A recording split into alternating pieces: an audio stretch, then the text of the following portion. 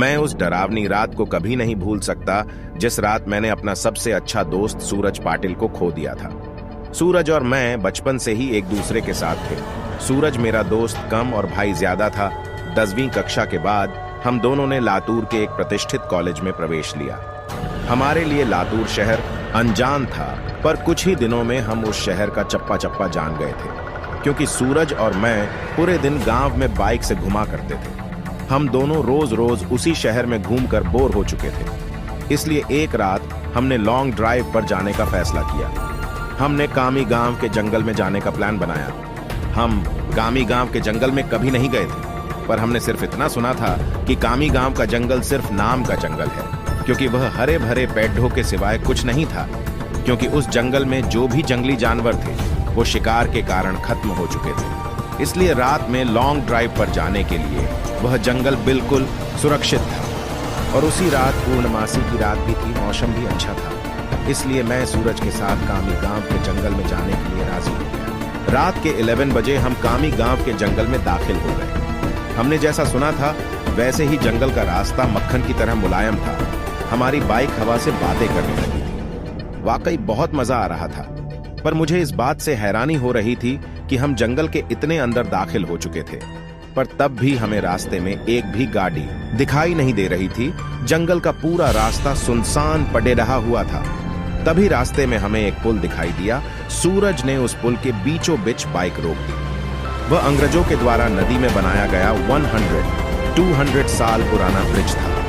पुल के बगल में एक बड़ा सा बोर्ड लगा हुआ था और उस पर लिखा हुआ था सेंट जॉर्ज ब्रिज। हम दोनों पुल पर गए और खड्डे हो गए। पुल के नीचे से नदी बह रही थी और कोमल हवाएं चल रही थीं। नदी के बहती हुई पानी में चांद दिखाई दे रहा था। इतने में दूर जंगल से भेड़िए की रोने की आवाज आई और पुल के ऊपर से बहने वाली हवाएं अचानक रुक गई। नदी का पानी थमसा गया और चांद एक काले बादल के पीछे गायब हो गया। तभी हमारे सर के ऊपर से एक टिटिहरी भयंकर आवाज में चीखती हुई मडराने लगी। मालूम वो हमसे कह रही थी कि यहां से जल्दी से भाग जाओ। सूरज, यहां कुछ अच्छा नहीं लग रहा है टिटिहरी का चीखना। मतलब हमारे चारों तरफ खतरा मडरा रहा है। हमें जल्दी यहां से निकल जाना चाहिए। सूरज, अरे भाई, कुछ अशुभ नहीं होता, बस ये अंधविश्वास है। यहां खड़े रहे रहो और चुपचाप नजारा देखो।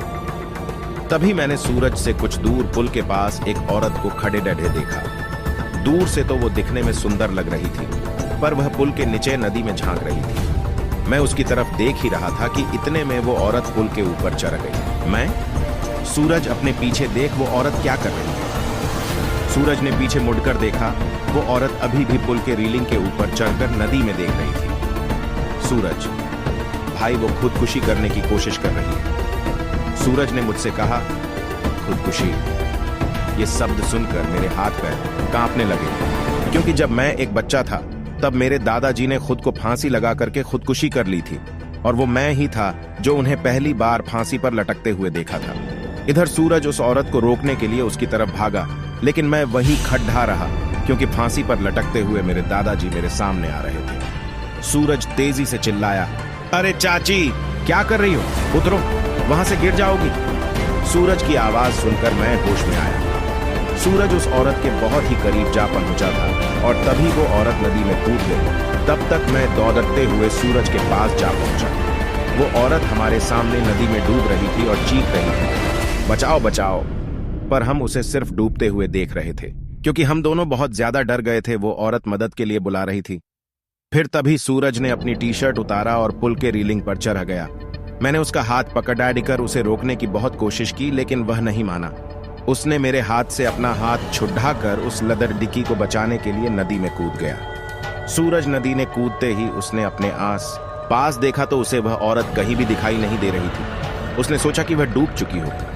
फिर उसने गहरी सांसें ली और पानी के अंदर डुबकी लगाई। कुछ देर बाद वह पानी के ऊपर आया, लेकिन वह लद ढाकी कहीं नहीं दिखाई दे रही थी। मैंने आंखें बंद करके भगवान से प्रार्थना की, लेकिन जब मैंने आंखें खोली तो मेरे बगल में ही पुल की रीलिंग पर वही औरत बैठी थी जो कुछ देर पहले नदी में कूद गई थी।